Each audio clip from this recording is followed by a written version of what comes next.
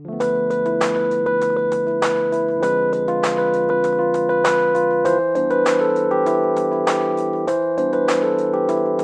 हिंद दोस्तों, आप सभी लोगों का स्वागत है मिस्टर स्कैल्पर की एक और नई वीडियो में। और मैं हूं आप सभी का दोस्त संचित। और दोस्तों आज हम बात करने वाले हैं रिलायंस को लेकर। बहुत इंपॉर्टेंट कुछ न्यूज़ आई हैं। कल आपको पता होगा रिलायंस का रिज़ल्ट आया है और उसके साथ बहुत सारी इंपॉर्टेंट न्यूज़ हमें रिलायंस के रिज़ल्ट में देखने को मिली है। प्रॉफिट हो गया, एबिटा हो गया, या फिर हो गया जो नई इन्वेस्टमेंट आने वाली है, बहुत बड़ी इन्वेस्टमेंट न्यूज़ आने वाली है रिलायंस को लेकर।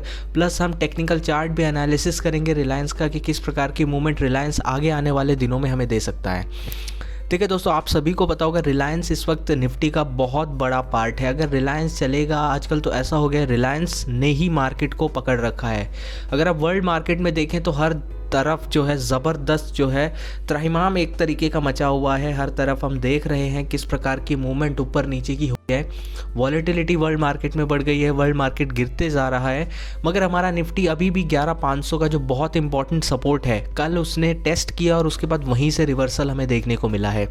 तो ये बहुत इंपॉर्टेंट लेवल है निफ्टी के लिए भी। अगर रिलायंस में कुछ पॉजिटिव होता है तो सबसे ज़्यादा पॉजिटिव ये निफ्टी के लिए होगा और दोबारा हमें 12,000 तक के लेवल निफ्टी में देखने को मिल सकते हैं सिर्फ अकेले रिलायंस के दम पे।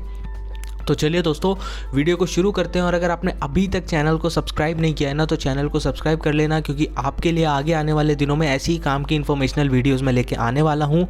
साथ ही में अगर आप लोगों ने अभी तक हमारा प्राइवेट चैनल टेलीग्राम पे ज्वाइन नहीं किया है तो नीचे डिस्क्रिप्शन में लिंक है, वहाँ से जाके आप ज़ीरोधा पे अकाउंट बना के हमारे प्राइवेट चैनल में जुड़ सकते हैं।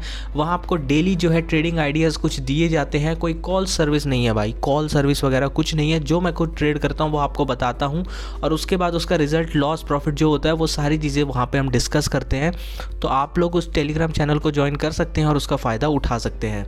वीडियो को अब शुरू करते हैं। तो दोस्तों सबसे पहली जो Q2 के रिज़ल्ट्स हैं, अगर आप देखें तो Q2 जियो का जो प्रॉफिट है वो 13% बढ़ा है। ठीक है, जियो का प्रॉफिट 13% बढ़ा है। अगर हम नेट प्रॉफिट देखें वो 13% बढ़ा है पिछले क्वार्टर के मुकाबले। और अगर हम रेवेन्यू की बात करें, रेवेन्यू जो है 5.5% इम्प्रूव हुआ है रिलायंस का जियो की लाइनअप में। और एस्टिमेट जो था वो 17,628 करोड़ का था, जो गेन हुआ है वो 17,400 करोड़ का हुआ है। तो नंबर की अगर आप बात करें ना, तो नंबर जो अनुमान थे उसके आसपास है, ना ही ख़राब आए हैं, ना ही मतलब आउटस्टैंडिंग नंबर जैसे कोटक महिंद्रा बैंक के आए थे वैसे नंबर आए हैं।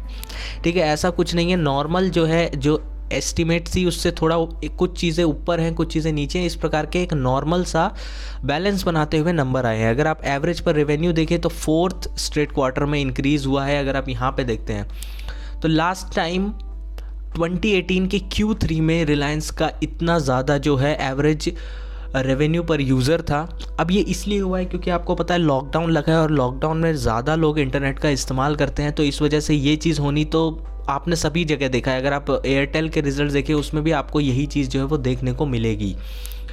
अब इसका रिएक्शन अगर हम और इसे गहराई में देखें रिलायंस का, तो यहाँ पे अगर आप देख सकते हैं रिलायंस जियो का जो प्रॉफिट है वो ईयर ऑन ईयर बेसिस पे 185% तक जो है रोज़ हुआ है। रेवेन्यू जो है ईयर ऑन ईयर बेसिस पे 33% जो है वो इंक्रीज़ हुआ है। साथ ही में जो आरपू है वो 145 पर सब्सक्राइबर पर मंथ हुआ है 140 से, जो कि मैंने आपको पहले ही बताया। रिलायंस रिटेल का जो रेवेन्यू है वो 30% क्वार्टर ऑन क्वार्टर जो है वो इंक्रीज़ हुआ है, जो कि बहुत अच्छी बात है, क्योंकि लॉकडाउन में ज़्यादा लोग जो है इस वक्त यूज़ नहीं कर रहे हैं रिटेल सर्विसेज को। उसके बाद भी रिलायंस रिटेल का बहुत अच्छा गेन हो रहा है। ये काफ़ी अच्छी चीज़ हमें इसमें देखने को मिली है। अगर आप रिलायंस रिटेल की यहाँ पे आपको डिटेल जो है वो उसमें आराम से पढ़ सकते हैं और आप सभी में देख सकते हैं। जो Q1 FY21 वाला है उसमें दोस्तों, अगर आप रिलायंस के Q2 रिजल्ट को और अच्छे तरीके से अगर आप डिटेल में डिप करते हैं तो फर्म बीट स्ट्रीट एस्टिमेट्स। ठीक है, प्रॉफिट में ड्रॉप हुआ year on year basis, but वो तो दोस्तों हर कंपनी में हुआ है अगर आप ईयर ऑन ईयर बेसिस पे देखें तो। बाकी अगर मैं डिटेल्स को थोड़ा और डिटेल में जाता हूँ तो अगर देखते हैं रिफाइनिंग का रेवेन्यू है वो 33% इंक्रीज़ हुआ है क्वार्टर ऑन क्वार्टर बेसिस। तो क्वार्टर ऑन क्वार्टर बेसिस पे बहुत ज़बरदस्त जो है हमें सभी चीज़ों में देखने को मिला है इम्प्रूवमेंट। एक चीज़ जहाँ पे हमें प्रॉब्लम देखने को मिली है वो ऑयल एंड गैस में। अब ऑयल एंड गैस में आपको पता है ओवरऑल अगर आप देखें तो पूरे वर्ल्ड में इस वक्त ऑयल एंड गैस जो सेक्टर है वो काफ़ी डाउन चल रहा है। ठीक है, उसमें 30% प्रॉफिट का डिक्लाइन हुआ है क्वार्टर ऑन क्वार्टर बेसिस में ही। तो ये एक चिंता की बात हो सकती है अगर आप ऑयल एंड गैस के स्टॉक्स में बात करें या ऑयल एंड गैस में जुड़े हुए चीज़ों से बात करें, तो ये एक काफ़ी चिंता की बात हो सकती है। मीडिया बिजनेसेस में 31% का ग्रोथ हुआ है क्वार्टर ऑन क्वार्टर बेसिस, जो आप कह सकते हैं ऐड रेवेन्यू वगैरह, तो इन चीज़ों में काफ़ी अच्छा इंप्रूवमेंट हुआ है। अब एक और इम्पॉर्टेंट चीज़, चार्ट स्ट्रक्चर पे सबसे पहले जाने से पहले हम जाते हैं एक और बड़ी न्यूज़ में जो कि आई है रिलायंस जियो को लेकर। तो आप यहाँ पे देख सकते हैं $1 बिलियन का जो इन्वेस्टमेंट है वो ADIA एंड PIF से रिलायंस जियो के फाइबर नेटवर्क में आ सकता है, जिसकी अनाउंसमेंट हो सकती है। ये न्यूज़ चल रही है इस वक्त, अब ये कब आएगी इसकी हमें आइडिया नहीं है। ये फ्राइडे को आने की बात हुई थी, लेकिन फ्राइडे को इसके बारे में कोई बात नहीं हुई है, ठीक है। लेकिन $1 बिलियन, मतलब आप सोच के देखिए इतना बड़ा इन्वेस्टमेंट जियो फाइबर नेटवर्क में आएगा तो किस प्रकार का डिस्ट्रप्शन रिलायंस जियो मचा सकता है फाइबर नेटवर्क में भी। फाइबर नेटवर्क जो आया था उससे उम्मीदें लोगों की बहुत ज़्यादा थी, रिजल्ट उतना कुछ अच्छा आया नहीं, लेकिन अब कुछ बहुत बड़ा अनाउंसमेंट हो सकती है रिलायंस जियो फाइबर को लेकर अगर इस प्रकार की इन्वेस्टमेंट की न्यूज़ हमें रिलायंस जियो में देखने को मिल जाती है। अब हम बात करते हैं चार्ट की।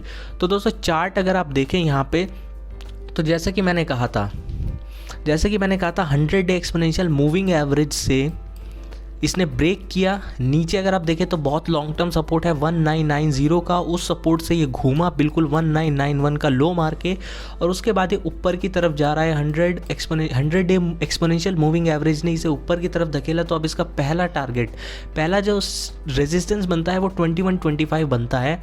अगर ये रिजल्ट पे पॉजिटिवली रिएक्ट करता है तो, जिसकी उम्मीद ज़्यादा है, अब 2125 पे आपको कॉशियस हो जाना है। यहाँ पे अगर आपको ये नहीं सोचे भाई रैली मिस हो गई, ये हो गया, ऐसा सोचने की बात नहीं है, क्योंकि अगर 20 डे एक्सपोनेंशियल मूविंग एवरेज और 50 डे एक्सपोनेंशियल मूविंग एवरेज इसे नीचे की तरफ धकेलती है ना, तो मुझे नहीं लगता कि जब ये रिवर्स होगा इन मूविंग एवरेजेस से तो 100 डे मूविंग एवरेज पे रुकेगा और नीचे का target 20 day exponential moving average जो कि है आपका 1821 वहाँ तक जा सकता है, ठीक है। आप कल बाय कर सकते हैं इसे अगर ज़्यादा गैप से ना खुले और आपका टारगेट 2125 2130 इस लेवल के बीच में आपको प्रॉफिट बुक करके निकल जाना है।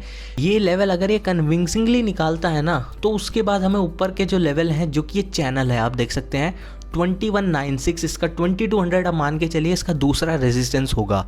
तो ये लेवल निकाले, उसके बाद 2200 जब ये निकाल दे तो आप खुला बहुत एग्रेसिव होकर रिलायंस को बाय कर सकते हैं। ट्रेडर भी, इन्वेस्टर तो भाई अपने पास रखे ही, इन्वेस्टर को डरने की कोई बात नहीं है। 1820 पे रॉक बॉटम सपोर्ट है, यहाँ से नीचे गिरना बहुत मुश्किल है। कुछ हज़ार्डस अगर रिजल्ट्स आएंगे तभी होगा, लेकिन रिजल्ट्स बहुत अच्छे आए हैं, न्यूज़ फ्लो बहुत अच्छा चल रहा है, तो रिलायंस को आप आराम से होल्ड कर सकते हैं और काफ़ी अच्छे आपको रिलायंस के जो है रिटर्न्स देखने को आगे आने वाले दिनों में मिलने वाले हैं। तो ये ज़रूरी है हमारी निफ्टी के लिए भी और हमारे शेयर मार्केट के लिए भी।